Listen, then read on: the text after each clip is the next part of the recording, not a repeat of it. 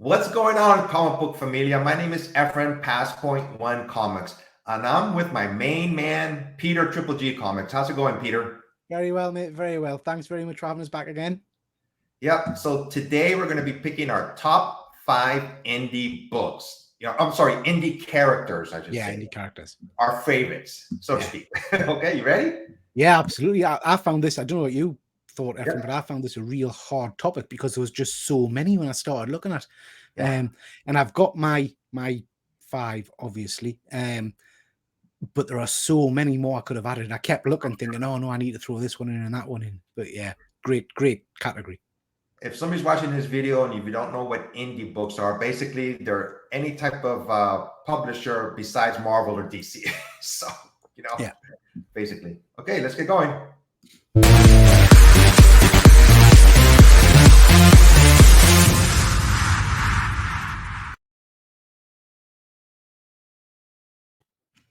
Okay, so I'm going to be going first. And like I said, we're picking our top 5 indie characters. My first pick on the left-hand side is Once and Future. Basically, the name of the character is Bridget McGuire. She's a grandma. She escaped from her retirement home and pulls her unsuspecting grandson, Duncan, a museum curator, into a world of magic and mysticism to defeat a legendary threat. The minute I seen this book available for advanced orders, I go, this is the kind of book I'm going to enjoy reading. Yeah. I'm just a kick-ass grandma. I was like, dang, man, I'm hoping I'm that old. I'm that kick-ass. I love this character, and I love this series, I have to say. But out of the full series, she's one of my favorite characters. She's just tremendous. Yep, I really enjoyed this storyline. I'm glad it's continuing. This is by Boom Studios. My next character is from The Walking Dead. It's Michonne. I think she appeared in issue 19 the very first time, and I have this book. I won it in a raffle. Wow. So yeah, I was like, wow, I only paid like about $10 for it, and it was graded by CGC as a 9.8. Wow, because that's a pricey book now, I think, isn't it? She's Yeah. one of the more. I mean, I watched the Walking Dead TV show, but I've not read much of the comics. But she's one of the more popular characters, I think, isn't she? Oh yeah, she has a katana and is deadly with her skills. To complement it, she's an effective and effective killer, so to speak. I mean, she's been through a lot. She went through a lot in this series. Yeah. So those are my first 2 picks. And very nice. You are next. Right then, so couple of interesting characters here. I'll start with the young lad at the top there. That's a character called Wind, from Wind 1 by James Tynion. I don't know. Have you read Wind?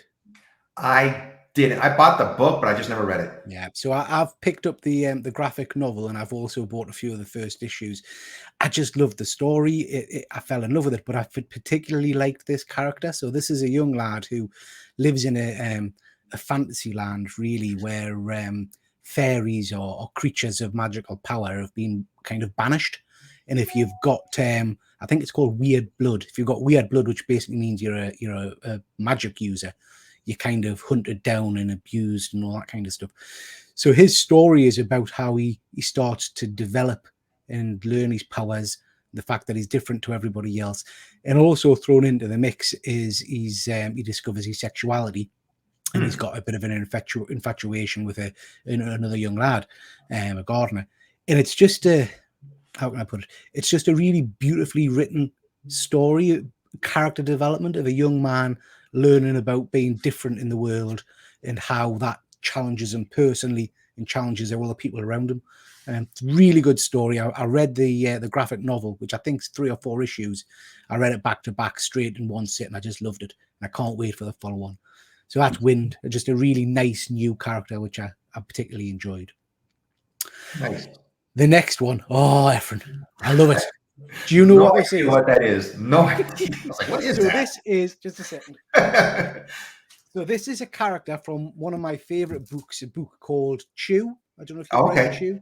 I've heard of Chew, yes. Chew is a phenomenal series. It's basically about a guy who, whatever he eats, he learns its history and all that kind of stuff. So if he eats a cow or a bit of beef, he learns about how it was raised and the field it was in, and then how it was slaughtered and all that kind of stuff. Anyway, it's a great series. Recommend picking it up.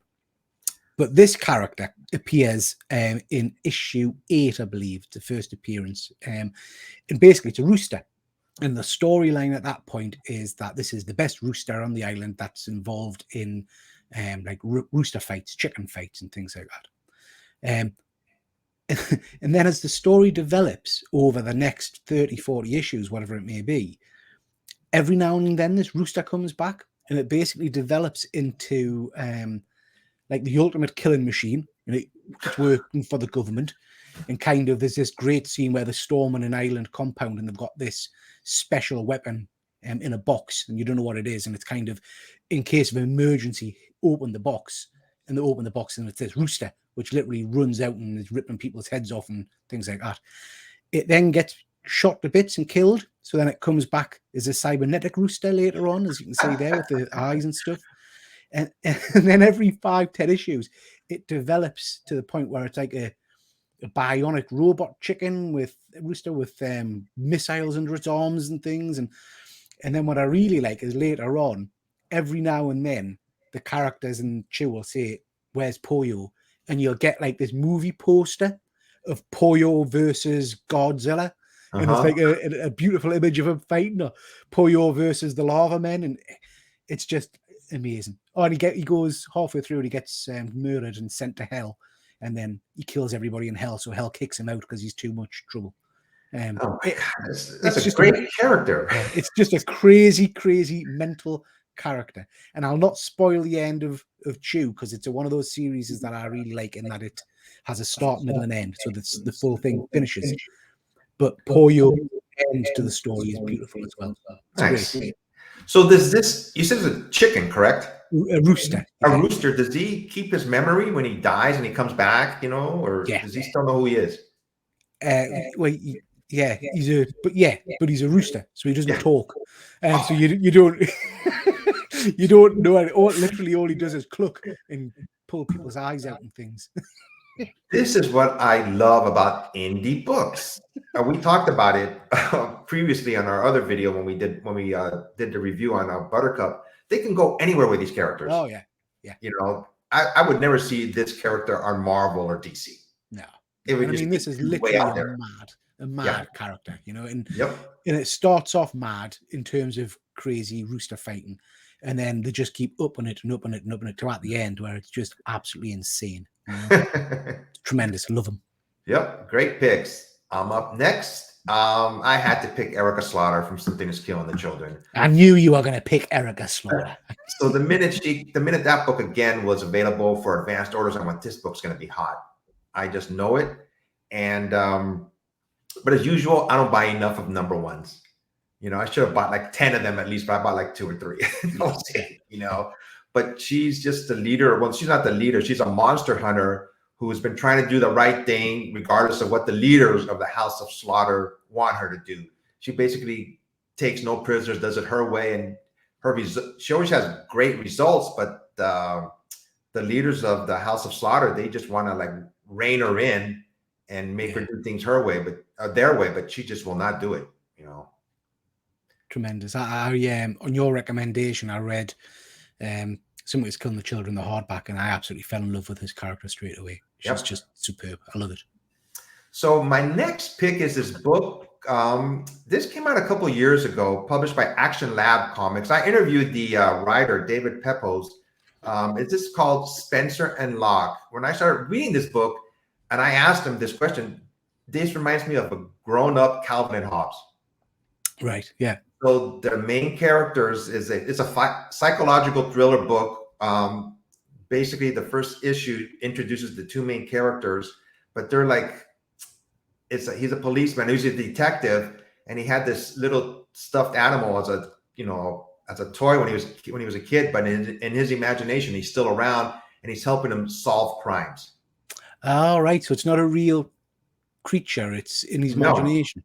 Oh, so basically, the main character, which is Spencer, he returns to his urban neighborhood of his youth to investigate the brutal murder of his childhood sweetheart.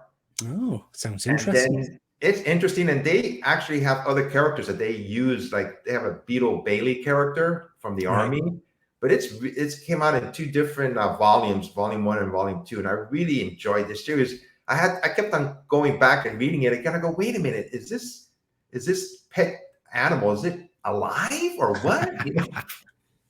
But it's not. But it's a great story. I really enjoy these 2 indie characters. That's an interesting one. I've not read that. I'll have to look that one up. You're next. Oh yeah, oh, good picks. So first one, we've got Buffy, Buffy the Vampire Slayer, obviously a TV series, a movie before the TV series. I was absolutely in love with Buffy when I was a young man. Loved the series. I just thought it was everything I could want in a TV series. It had proper drama, it had pace, it had heartbreak. It was stunning. So I've always loved the character of Buffy. Her first comic appearance is Dark Horse Presents, which I picked up a little while ago. Nice. So really pleased to have that in my collection. I just think she's a great character. I think she's a great, before women's kind of superheroes were kind of the rage, she was there kind of leading the charge, as it were. And I just think she's phenomenal. I like a current run. I've been reading The Last Slayer. I don't know if you've read that. That's really you told me to read it, and I've been reading it. It's really good. Yeah, it's a good storyline. There's talk of a rebrand or a kind of reinvention of the character. I would be interested to see that. I don't necessarily want them to carry on her story because I thought the series ended really well. I just think she's a great character, great role model character. Yep. And then the next one, again, kind of harks back to my childhood. This is The Tick. Are you familiar with this character, Efren? I know this character, yes. Yeah. So first appearance in New England Comics from 1988. I haven't got a copy of that. I'd love a copy, but it's hard to get. I kind of became aware of The Tick again around the same time as I was watching Buffy, when there was an animated cartoon series out. And I just, again, loved it. Stupid, goofy, silly kind of comics. Really off the wall characters, tongue in cheek, taking the mick out of kind of the DC universe and stuff like that. I just think he's a great character. And he's got a couple of live action shows at the moment, which have been, and I think have both finished now, which I've watched, which are quite good as well. So yeah, great character. And just iconic, I think. Yeah. You can't miss him really, can you? You know? No, can't at all. Yeah. Quick question. Would you like to see a Buffy the Vampire Slayer reboot on TV? Oh, I really don't know, Efren. I don't know. There's something, there's a part of us, despite what I've just said, there's a part of us that would love to see where the characters are now. Yeah. So how they've grown up. I don't know. I always think you've got that worry that if so for example, another massive show of mine from when I was younger that I love is Quantum Leap. And they're doing another version of that at the moment. And I'm so nervous because I don't want it to spoil my memory of the old show. That makes sense.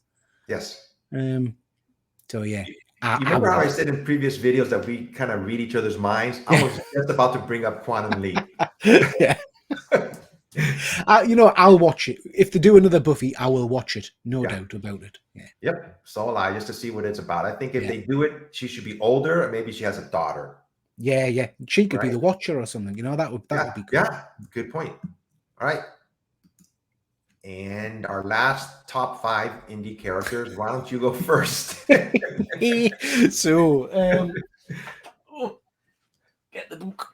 Have you read any of this? I never finished. I don't know why, but yes, I read it. And I got a couple of these issues. Yeah, so I've got a few copies of the first issue, and I've got the volumes. These are beautiful volumes. Got the full series in Volume 1 and Volume 2.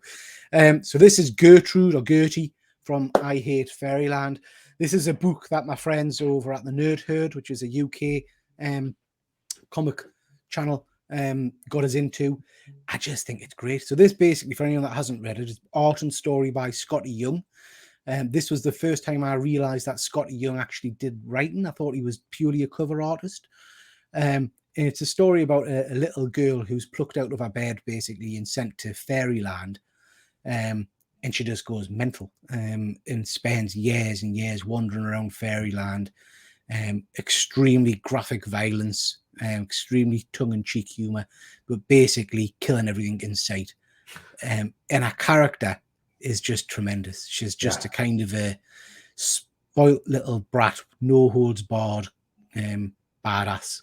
This is basically what your grandmother from Once and Future started out as. You know, this this is what Oh, she was like really? when she was younger. Yeah, Yeah, um, good point. yeah, and I love it. And the artwork in those books, those I Hate Fairyland books, is fantastic. It's well worth picking up. Yeah, Scotty Young has such a unique drawing. The way he Yeah, draws kids, like, oh my, that always draws me in when I see his characters. I'm like, dang it, I gotta yeah. buy this book. So my last one is a recent book. Actually, I interviewed the writer Al Maldegar. It's Primos, which is cousins in Spanish. So that's what drew it to me. The three main characters is Ricky, Gina, and Javier Pascal. They don't know each other at all because their family just split up. Goes to different parts of Yeah. the world. But then they're drawn together because two Mayan brothers constructed a spacecraft that sent them hurley into outer space. They returned to Earth, but centuries later. Right. Their civilization and culture was destroyed. One of the brothers is vengeful. He wants his revenge on Earth, but the other one is saying, no, we got to, show these people the right way. And there's they start fighting each other and they bring their relatives into the fight. So this is a new book and these are new characters, but I really enjoyed it. I've not read that one yet, but I will pick that one up, see what it's about. Yeah, it's only 4 issues long, so it's not that bad, but it's a good storyline. Issue 4, I think, is coming out in a couple weeks. Excellent. All right. And we have an honorable mention. Are you ready? It's all yours. I couldn't not mention Invincible. He's one of my favorite characters. Yeah. So this is obviously Invincible. I've talked about him on these shows an awful lot, from Image Comics. An amazing character. You'll be picking up from some of my previous picks and things like that. I like a story where I've got a start, middle, and end. An Invincible story is a full, defined story. I just think he's a great character, and you get to see him grow up and develop over the years, which I particularly enjoy. So yeah, I've got another one as well. I thought about it. Like I said, it's too many. Do you know what the relevance of this book is, Efren? I think I may have this book. So but no, I don't know the relevance. So this is the first appearance. This is Star Slayer #2. It's the first full appearance of the Rocketeer. Wow. A character that I particularly like. And he's got a potentially, I think it's a TV series coming out again soon. So that's another honorable mention. That's a great character that kind of has been around for a long time, but is just a one that I think will stick around forever. He's a great character. Yeah, we could have done a top 50. Yeah.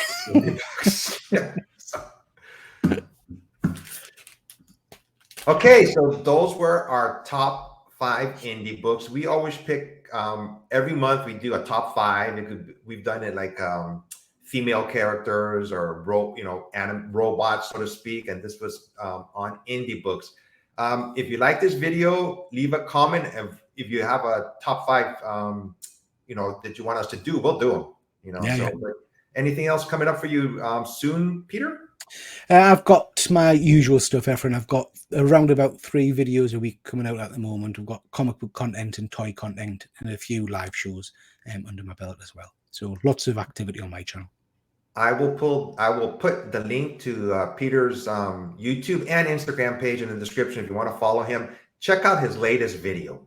It is really good. Trust me. I'm going to put a link for that one specifically under the description. Cheers, but once again, my name is Efren, Passpoint One Comics, and you are? I'm Peter from Triple J Comics. Everybody be safe until next time. Bye. Bye now.